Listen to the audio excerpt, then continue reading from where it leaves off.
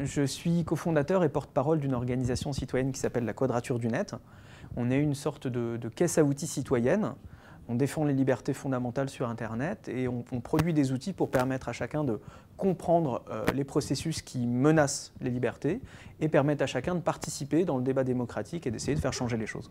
Et alors, quels sont les enjeux de la neutralité du net selon vous? Les enjeux de la neutralité du net sont fondamentaux pour le futur de nos sociétés connectées et fondamentaux pour l'avenir d'Internet tout court.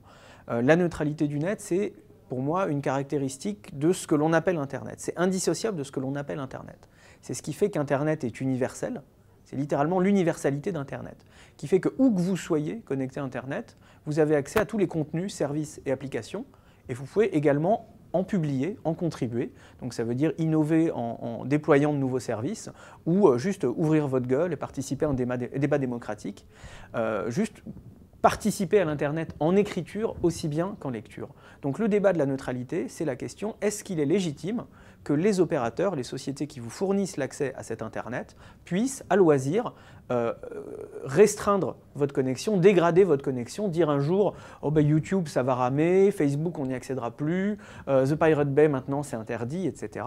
Est-ce qu'on peut porter atteinte à cette universalité de l'Internet sans porter atteinte à tout l'Internet?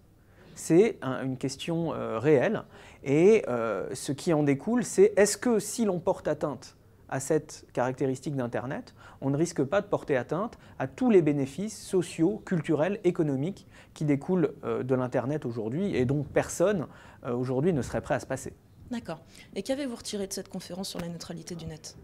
Qu'on était globalement d'accord parce qu'il n'y avait aucun représentant des opérateurs sur la table ronde. Donc Guillaume Champeau a un petit peu apporté les arguments qui sont habituellement ceux des opérateurs. Mais, ce qui était intéressant, on se connaît assez bien, Jean-Michel Planche, Benjamin Bayard et moi.